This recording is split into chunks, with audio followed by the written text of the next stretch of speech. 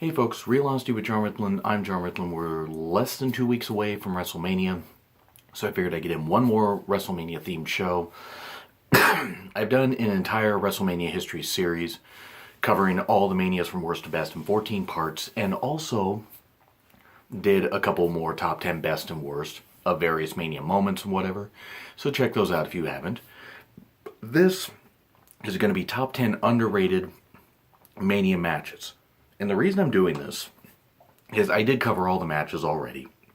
Briefly, and some I covered in a little bit of detail because it's hard to cover 32 Manias in 14 shows and give the proper detail. This is really just going to be me listing 10 matches, and it's all subjective. I mean, that's really what it is. It's just me being the wrestling fan that I am and enjoying WrestleMania for better or worse, because some Manias have not been that good, some have been fantastic, some have been overrated. And I was going to do an overrated Mania matches, but that's really subjective, and I just don't have the time. So underrated, I figure, is better. These are matches I think everybody should go out of their way to see. So here's 10 of them. Number 10, Raven versus Big Show versus Kane, WrestleMania 17. Mania 17, of course, my favorite WrestleMania of all time. Spoiler, but it's the favorite Mania of a lot of people. I just really enjoyed this hardcore match. I thought it was fun. I thought it was, good and frantic. Raven, of course, being the spot monkey that he was, flying through the window, that was good. Driving the golf cart and nearly knocking out the Power, apparently. What Culture Wrestling said that on their 10 Fascinating Facts about WrestleMania 17. I did wonder, actually, why they seemed a little panicked about the golf cart spot, but hey, at least nothing bad happened. Still, I enjoyed the match. I had the window spots, just Big Show and Kane tumbling through a wall. It was just fun. It was a fun hardcore match. And was one of the last really good hardcore matches that WWE ever had. Because some of them were good, some of them not so good. But that's why it's here at number 10, because it was just a fun match. Number 9, Shawn versus Vince at Mania 22. By no means a 5-star wrestling classic. But for all the build that they had with Vince screwing Shawn, and it was before Vince gave Brett a WrestleMania-sized screwing, because that's a comforting image that we needed in 2010. Brett versus Shawn is not on here, by the way. That would be one of the worst Mania matches because of health issues and the fact that Vince was old and Brett couldn't take any bumps. But Shawn versus Vince was just really fun because you had the Spirit Squad interfering. You had JR back on commentary. And when Shawn took the Muscle and Fitness poster and hit Vince over the head, it's like, yeah, hit him in the head with it, hits him over the head and shove it up his ass. I can't do the JR accent, but that was just some great stuff. JR being totally biased on a Bobby Heenan-like level to being biased towards Shawn and biased against Vince. It was great stuff. Shane interfering, like I said, the Spirit Squad interfering, just the ladder shots, the chair shots. I mean, that was insane. That one chair shot in particular, where it sounded like a gunshot went off. And I'm amazed that Vince did not get a concussion from it. And if he did, hopefully it didn't take him too long to recover from it, because that sounded really bad.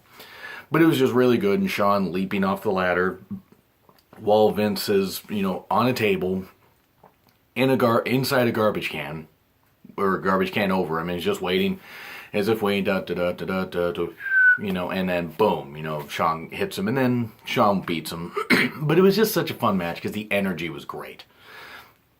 Energy was so wonderful, and it was it wasn't the blow off to the feud, but it was a great crescendo for the feud. Because later then they would have Triple H come in, and it would be DX reuniting. Sorry, DX would be one of my least favorite factions of all time. Sorry, that's my story and I'm sticking to it. Number 8, Rock versus Cena, Mania 28. Yes, Rock got blown up during the match. He hadn't wrestled except for one match, and that was his second match in, I believe, 8 years. Cena did a great job. Him and Cena did a great job building up the whole thing. Even if I didn't care much for the feud, and in fact it was just built up on social media, it still worked. It was still good. And it was a much better match than I expected. Big entrances for Cena and Rock. And Rock getting the win at Miami was fantastic. It was so well done. It would have been the perfect time to turn Cena heel, but no, Vince couldn't do that. Should have turned him heel during the feud. That didn't work, though, because Vince is insane. He's a genius, but he's insane. But yeah, I enjoyed Rock versus Cena 1 at Mania 28. Not number 2 so much. But it was good. I never got the hate for it. No, is it a 5-star classic of wrestling? No, it is not. But it is damn good because the atmosphere worked, the build worked. Both guys did work hard. And it was well done. It was well done for what it was, and Rock gained the win, that huge explosion from the crowd. Absolutely wonderful, great stuff. Number 7, Hogan versus Sergeant Slaughter at Mania 7. Despite the tasteless, using war, to profit or whatever, and Slaughter turning heel and everything and being the guy that he was, I enjoyed this because the energy of the smaller venue in Los Angeles was great. I mean, the Los Angeles Coliseum, it's a good thing they didn't go because weather was bad and it wouldn't have worked because they didn't sell enough tickets. But they sold enough and the crowd was hot all night. It actually turned out to be one of the best decisions that they ever made. Because putting it here, crowd was hot. Crowd hated Slaughter, who played his heel role perfectly, even though he was back to being a babyface, I believe, by Survivor Series that year. But he played the heel role perfectly. Hogan played the real American hero perfectly. It was the last really, in my opinion, great moment that Hogan had in WWE for a number of years. I loved it. I thought it was great. I thought that that's the way you book it. And yes, okay, Hogan winning was inevitable, but damned if it wasn't really, really good. A really fun match and a really good main event. And I think underrated as far as, yeah, there wasn't a ton of great wrestling to it, but there was some good psychology and really a good amount of energy. It was very, very good. I mean, seems basic if you look back on it now, but for the time, it was really fun and pretty underrated for a Mania main event. Number 6, Shawn versus Austin at Mania 14, mainly because Shawn had a bad back that was going to require surgery. Austin still had his bad neck, and they went out and tore it up despite all the backstage stuff and everything, and Shawn maybe not wanting to do the honors for Austin, and Taker basically saying he was going to kick his ass if he didn't. Allegedly, but people have said it was going to happen. But just all those factors, and they just ended up having a really good match that was full of great brawling, some great wrestling, some great wear down moves. It was really good, and energy grew and grew and grew, and Austin finally gained that stunner, gained his big moment after just 8 months before they weren't sure he was going to wrestle again because of that neck injury that he suffered, neck and spine injury he suffered against Owen Hart at SummerSlam 97. I just enjoyed it. I thought it was good. I thought, despite all those factors, they put on a great match, and Shawn in particular taking that turnbuckle bump, and oh my God, you would have thought his back would have shattered. No, really, really, really good. Really good. Well worked, and damned if it wasn't impressive. Good job for Shawn, and good job for Austin. And it kicked off the Austin era. And now we go to number 5. Vince versus Shane, Mania 17, despite the crazy storyline of Vince drugging his wife and kissing other women and all that, and Linda playing somebody comatose. Apparently it was supposed to be Foley facing Vince. He turned the match down. I think that's a good idea in retrospect because Shane and Vince got to have the father-son match that ended up kicking off what would become a failed invasion by WCW and ECW, which is sad. They had so much potential for that. If only somebody, oh yeah, I did fantasy book that. There's a 4-part series I did for the WCW invasion where I did not include ECW, sorry, because I thought WCW was a bigger entity. I actually did a 4-part series on that. Check that out if you would like. I really put a lot of time and energy into it. It was about, between the 4 shows, I think it was close to an hour. But just watch it if you want. I enjoyed it. It threw almost everything at it to make it just so big and lavish, but I thought it was good. Anyway, with Vince and Shane, again, not a technical masterpiece, but family drama and psychology, and Foley is a special guest referee.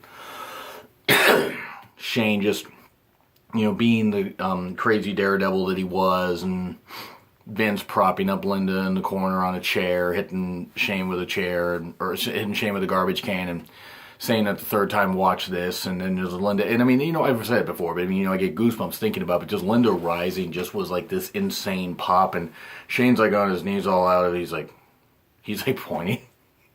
Linda's like this, like Vince keeps looking down at his groin as if to prompt Linda, okay, we're only in front of like, you know, 67,000 and people here, and millions of people watching at home. Kicks him in the groin, leaves, and then Foley helps, and then coast to coast, and Shane wins, and it was a good blow off, but it was a really good match. They did, you could tell they both worked hard. Even if Vince was never a great wrestler, and if Shane may have not been the best wrestler, but Tom Pritchard did help train him and make him look very good, as you could tell by Shane's match with X-Pac at Mania 15 2 years before. I enjoyed Vince versus Shane, despite all the goofiness. And then number 4, Jericho versus Christian, Mania 20. This one's very underrated. Both guys worked extremely hard. Great feud. First off, building with them as a tag team. The blow up of them, you know, facing off. And then the subsequent matches they would have after this, including a great cage match in May of 2004 between Jericho and Christian. And Mania 20 often gets forgotten about as having some really good matches. I admit the show does go a little bit long. I think it was nearly 4 hours. It was 3 hours and 40 minutes, 4 hours. But the great wrestling these guys did was very good. It was really kind of sandwiched in the lower part of the mid card, which was disappointing. But it might have been perfect. And then Trish's heel turn, of course, you would expect that. I mean, everybody, I knew it was going to happen. The instant I saw Trish coming down, I said to my friend at the time, not anymore, but I said, Trish is going to slap Jericho. Or it's like, no, she's not. I said, well, she's going to cost Jericho the match, and then she's going to slap him, showing that she meant to do it. No, she's not. Pretty much. I mean, you know, I knew it was going to happen. Everybody knew it was going to happen. But it was still a good heel turn. Trish was a hotter heel than a babyface. But good match between Jericho and Christian, and they would have better matches even after this. So I think it's underrated. And another Jericho match. Jericho versus CM Punk, Mania 28. This gets forgotten about because it was right before Rock versus Cena. And even despite a miscue where Punk slips off the ropes, great, lavish entrances you would expect for a couple big guys, big talents in the company, like Punk and Jericho. It was good. I think that their feud should have gone a little bit longer than it did. But, see, and I have a producer that wants to talk. She liked Punk versus Jericho, didn't you? Didn't you? Didn't you? Did you? You're on camera, Sophia. Good girl. But anyway, I enjoyed Jericho versus Punk. I thought, damn good match. Very well done. Very good. It was very crisp, even despite the botch by Punk that I said earlier. And it showed how these two guys, really, they should have been the main event, and if it hadn't been for Rock versus Cena, having that year-long build-up, it would have been the main event. It would have been a damn good main event, in my opinion. And it's the closest that Punk ever got to the main event of WrestleMania. Still, very good co-main event, in my opinion. Number 2, Hogan versus Vince, Mania 19. It was two guys in their 50s basically beating the shit out of each other. And, yeah, I mean, there was real-life heat from the whole steroid trial, and Hogan leaving and going to WCW and trying to put Vince out of business. In Vince's eyes, I mean, I think WCW at one point did want to put him out of business, and I mean, mainly Turner is who I mean. I don't know if Bischoff did. He might have. I don't know. I think Turner did, for all the heat that they had. But Hogan and Vince, great. It was a bloodbath, great weapon usage. Vince rising up over that ring apron with blood covering his face. Great stuff. Like he was rising out of the pit of hell. Or out of that cave in the descent. The great stuff that they did. Piper returning, but before that, Vince hitting the leg drop off the ladder through the announce table.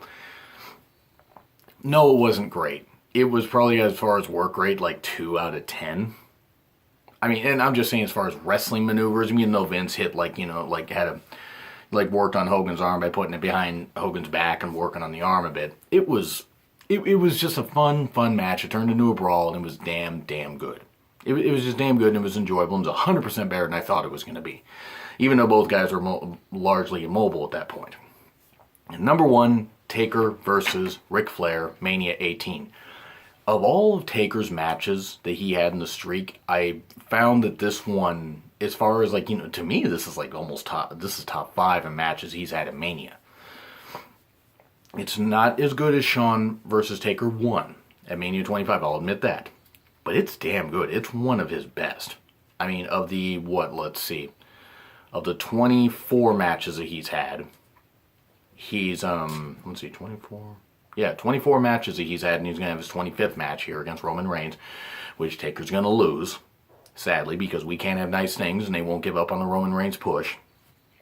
Of all the matches he's had, this is one of his best.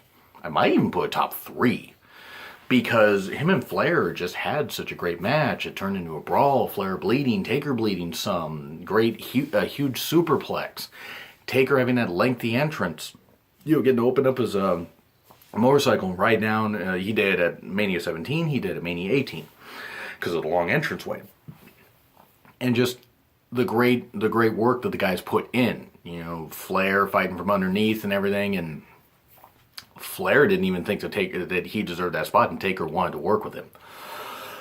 It was apparently said in a couple interviews. I mean, you could kind of tell. You could tell they both respected each other, and it worked really well, and it was a damn good match. So that's why it's number 1, because I think that, among all the matches, should be the one that you go back and watch. I think it's severely underrated. And, I mean, there are people that have said it's a good match also, but I don't think it gets talked about nearly as much. So that is my opinion on these top 10 underrated Mania matches. Do you agree, disagree, like, share, comment, subscribe? My Twitter link is in the description. It's been Real Honesty with John Ritlin. I am John Ritlin, and I will see you soon.